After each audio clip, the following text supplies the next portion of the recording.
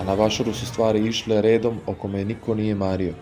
Bila je to čista narodna svetkovina i već posle nekoliko minuta mogao si da shvatiš da hleba i igara znači upravo to, da se krka i zezda do besvesti. Niko nije fermao zaradu, iako je lova pomalo kapala. Niko nije video dublji smisao i svima je prijalo. A vukao me je odmah po ulasku s desne strane nepregledni niz šatora s gomilom onih starih narandžastih stolica kakve viđaš u filmovima. Već oko podneva te čerge su se punile ljudima za koje bi rekao da nigde drugde i ne postoje i da se ne mogu naći bilo gde do tu. I alkohol, pevačice, harmonike i glave pomalo zabačene unazad.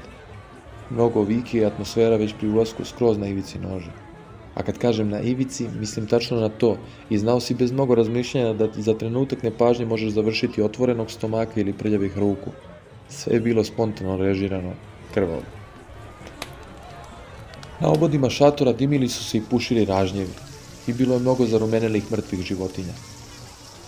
Najbolje su išli prasići i jaganjci, čija su usta iz kojih su uporno virile drvene šipke zadržala osmeh i ja sam prvi put video kako se mrtvo smeje i bio sam pomalo utešen. Neke glave lešina su odsečene i stoje pokraj zgarišta, a od toplote im pucaju pocrnele oči i iz njih se sliva blistavi gnoj i mast. U njemu čitam reportaže života, a u pozadini se čuje Wagner, a ja sam bio Strauss. Ipak se čuo samo Wagner. U štalama i stajama sam zatvoren i vidim posljednje trenutke, kako prilazi kasapin i daruje mi nešto u čelo. Gledajući to proliveno sluz iz očiju odrubljenih glava, bio sam i ja nakratko marva.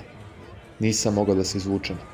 Glatka gvozdena igla je izlazila brzo i praćena tupim zvukom, ali ništa nije moglo nadjačati melodiju fantazije za klavir u oštrom F-molu koja je celom pokolju davala atmosferu ceremonije.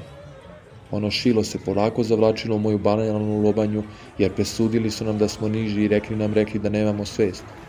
I kao kad devojčica pliva ženski lagano, pomerajući vodu svu od pudinga i sala, gotovo mazeći i moleći da se izmakne i propusti njeno glatko telo, kroz moju kožu i lobanju se provlačio poslednji argument i uspavljivao me zauvek.